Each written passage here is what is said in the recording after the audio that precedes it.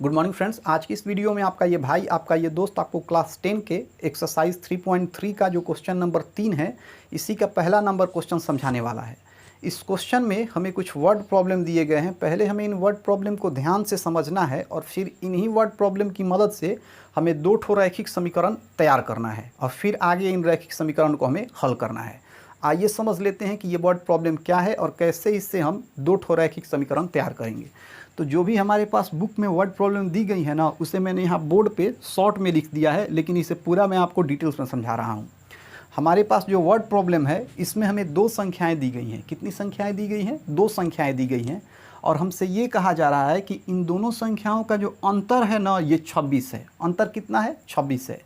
फिर दूसरी बार हमसे ये कहा जा रहा है कि जो हमारी पहली संख्या है ना, ये दूसरी संख्या की 3 गुनी है। पहली संख्या दूसरी संख्या की 3 गुनी है। हमें इन्हीं दोनों कंडीशन को देखते हुए दो ठो रैखिक समीकरण बनाना है। अब देखिए, इस क्वेश्चन में हमसे ये भी पूछा जा रहा है कि हमें ये बताना है कि हमारी पहली संख्या और दूसरी संख्या क्या क्या होंगी, अर्थात पहली और दूसरी संख्या का यहाँ हमें मान ज्ञात करना है। अब यहाँ पे हम क्या करेंगे, पहली संख्या को हम x मान लेंगे और दूसरी संख्या को हम y मान लेंगे। आप देख सकते हैं मैंने लिखा है कि माना पहली संख्या बराबर x तथा दूसरी संख्या बराबर y।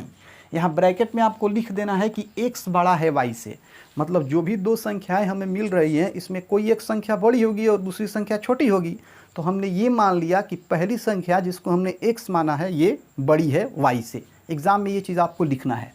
अब इसके बाद देखिए, यहाँ तो सारा काम हमने अपने मन से किया। हमने यहाँ लिखा भी कि माना कि पहली संख्या x और दूसरी संख्या y, लेकिन आगे का जो हम काम करेंगे ना, वो क्वेश्चन के मन से करेंगे। अर्थात इसके बाद जो भी बातें हमें क्वेश्चन में कहा जा रहा है ना, हम उसको फॉलो करते चले जाएंगे, हमारा काम हो जाएगा। तो अब हम प्रश्न के मुताबिक चलेंगे, जो बातें प्रश्न में कही गई हैं उसको फॉलो करेंगे। तो चूंकि अब हमें प्रश्न की बातों को फॉलो करना है, तो यहाँ हम लोग लिख देंगे प्रश्न से। यहाँ क्या लिखेंगे? प्रश्न से, क्योंकि अब हमें प्रश्न के मुताबिक चलना है। अब प्रश्न में हमसे ये कहा जा रहा है कि दोनों संख्याओं का अंतर 26 है। दोनों संख्याओं का अंतर कितना है? 26 है।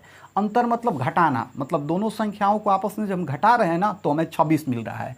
तो देखिए 26 जो है ना, ये धनात्मक है। 26 क्या है? धनात्मक है। और धनात्मक संख्या हमें कब मिलता है? जब हम बड़ा संख्या में से छोटा संख्या घटाएंगे तो हमें धनात्मक मिलेगा, और जब छोटा संख्या में से बड़ा संख्या घटाएंगे ना, तो हमें ऋणात्मक मिलेगा। यहाँ हमें संख्या धनात्मक मिल रहा है, इसका मतलब बड़ा संख्या में से हमें छोटा संख्या घटाना है। बड़ा संख्या क्या है? x, छोटा संख्या y। तो इसका मतलब यहाँ से हम x में से y को घटाएंगे। तो यहाँ हम लिखेंगे x माइनस y बराबर में कितना है? 26। तो यहाँ लिख देंगे 26 और इसको हम नाम दे देंगे समीकरण फर्स्ट का। ठीक है, तो एक कंडीशन से तो हमने समीकरण फर्स्ट बना लिया। अब चलते हैं दूसरी कंडीशन की तरफ। इसमें क्या कह रहा है कि पहली संख्या दूसरी संख्या की 3 गुनी है। जो हमारी पहली संख्या है ना, वो दूसरी संख्या की 3 गुनी है। अब पहली संख्या हमारी क्या थी? पहली संख्या हमारी x थी और दूसरी संख्या हमारी y थी। ठीक है, अब कह रहा है कि x जो है ना, ये y का 3 गुना है। x जो है ये y का कितना गुना है? 3 गुना है। तो इस चीज़ को हम कैसे लिखेंगे? अगर इस चीज़ को हमें समीकरण में दिखाना हो तो हम कैसे लिखेंगे? तो समीकरण के लिए तो सबसे पहले हमें यहाँ बराबर का चिन्ह देना होगा।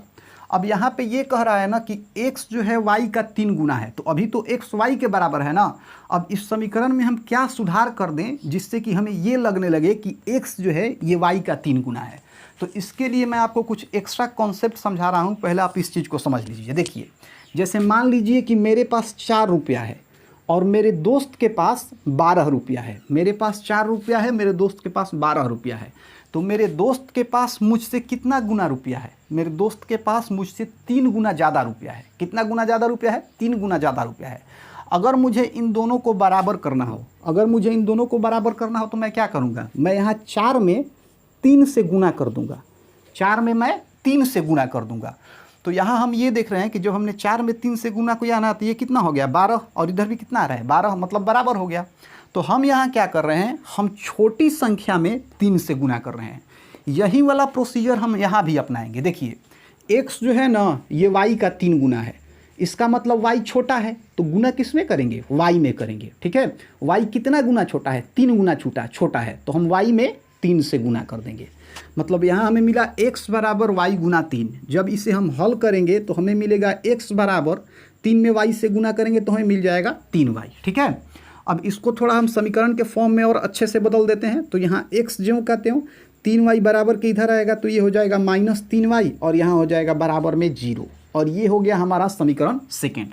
तो इस तरीके से हमने समीकरण फर्स्ट भी बना लिया और समीकरण सेकेंड भी बना लिया। अब हम क्या करेंगे, अब हम इन दोनों समीकरण को प्रतिस्थापन विधि की मदद से हल करेंगे। तो प्रतिस्थापन विधि का प्रयोग करने के लिए हमें इन दोनों में से किसी एक समीकरण का मदद लेना पड़ेगा। तो आइए यहाँ पे हम लोग समीकरण फर्स्ट का मदद लेते हैं। तो यहाँ हम लोग लिख देंगे समीकरण फर्स्ट से, समीकरण फर्स्ट से क्या है समीकरण फर्स्ट, आइए इसको लिख लेते हैं। तो ये है x - y बराबर 26, ये है x - y बराबर 26, ठीक है। अब यहाँ से अगर x को हम बाहर करें तो x बराबर हमें मिलेगा 26 ज्यों का त्यों, -y अगर उधर जाएगा तो ये हो जाएगा +y। तो x बराबर हमें मिला 26 + y। अब यहाँ से x का जो वैल्यू हमें मिल रहा है ना, इस x के वैल्यू को हम समीकरण सेकेंड में रख देंगे। तो आइए इस चीज़ को हम लिख लेते हैं। यहाँ लिखेंगे कि x का मान समीकरण सेकेंड में रखने पर, x का मान समीकरण सेकेंड में रखने पर क्या है हमारा समीकरण सेकेंड। तो जो हमारा समीकरण सेकेंड है ये है x - 3y बराबर 0, x - 3y बराबर में 0, ठीक है। अब देखिए ये जो x है ना, ये जो x है, इस x के जगह पे हम क्या रखेंगे, x के जगह पे हम 26 + y रख देंगे। तो इस x के जगह पे हम रख देंगे 26 + y। इसके बाद है माइनस, तो यहाँ माइनस दे देंगे। इसके बाद है 3y, तो यहाँ 3y और बराबर में है 0। अब इसे हम सॉल्व कर देंगे। तो 26 यहाँ ज्यों का त्यों। अब देखिए ये y - 3y को हम सॉल्व करेंगे ना तो हमें मिल जाएगा -2y और इधर बराबर में तो 0 है ही। अब यहाँ से आसानी से हम y का मान निकाल सकते हैं। हम क्या करेंगे कि ये जो हमारा -2y है ना, इसे बाहर निकाल देंगे। तो यहाँ से अगर हम यहाँ लिखें -2y बराबर, तो ये 0 तो ज्यों का त्यों हो जाएगा क्योंकि ये बराबर के उस तरफ है। अब 26 अगर इस तरफ से उस तरफ जाएगा ना, तो इसके पहले कुछ नहीं है तो प्लस है, जब उस तरफ जाएगा तो ये क्या हो जाएगा, माइनस हो जाएगा। तो यहाँ हमें मिला -2y बराबर 0 में से 26 को घटाएंगे ना तो हमें -26 मिलेगा। माइनस से माइनस ख़त्म हो गया। अब यहाँ 2y बराबर 26 है, 2y बराबर 26 है। यहाँ से अगर हम y को बाहर करें तो y बराबर क्या हो जाएगा, ये जो 2 है ना ये 26 के नीचे चला जाएगा। तो y बराबर हो जाएगा 26/2। जब इसको कटाएंगे तो हमें 13 मिलेगा। तो यहाँ से आप देख सकते हैं कि y का जो हमें मान मिल रहा है ये कितना मिल रहा है, 13 मिल रहा है। तो y का तो मान हमने निकाल लिया। अब हमें x का मान चाहिए। तो हम क्या करेंगे, y का जो मान है इसे चाहे समीकरण फर्स्ट में रखें चाहे समीकरण सेकेंड में रखें, दोनों ही स्थितियों में इसका मान रख के हम x का मान निकाल सकते हैं। तो आइए y का मान हम लोग समीकरण फर्स्ट में रख करके और x का मान निकाल लेते हैं। तो इसके लिए मुझे इधर वाला ये मिटाना पड़ेगा। अगर आप चाहें तो इसका एक स्क्रीनशॉट लेके और इसे आप नोट कर सकते हैं, ठीक है। तो देखिए अब इसके बाद हम क्या करेंगे, यहाँ y बराबर तो हमें 13 मिल गया ना। अब हम यहाँ लिखेंगे कि y का मान समीकरण फर्स्ट में रखने पर,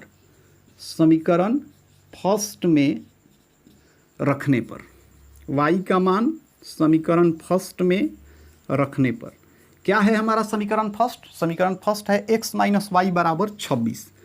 यहाँ लिखेंगे x - y बराबर 26। अब यहाँ पे x ज्यों का त्यों, माइनस ज्यों का त्यों, y के जगह पे हमें क्या रखना है, y के जगह पे हमें 13 रखना है। तो यहाँ मैंने 13 रख दिया और बराबर में हो गया 26। अब यहाँ से आसानी से हम x का मान निकाल सकते हैं।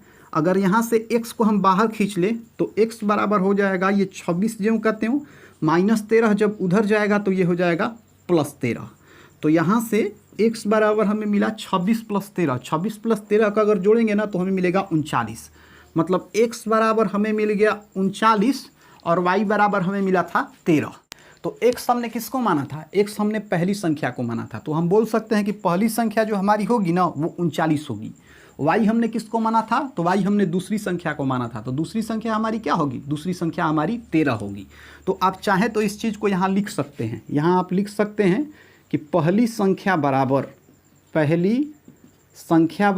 पहली संख्या हमारी x थी, तो पहली संख्या हमारी हो जाएगी यहाँ से 39 और यहाँ हम लोग लिख देंगे दूसरी संख्या बराबर, दूसरी संख्या बराबर, दूसरी संख्या हमारी y थी, y बराबर कितना है 13, तो यहाँ हम 13 लिख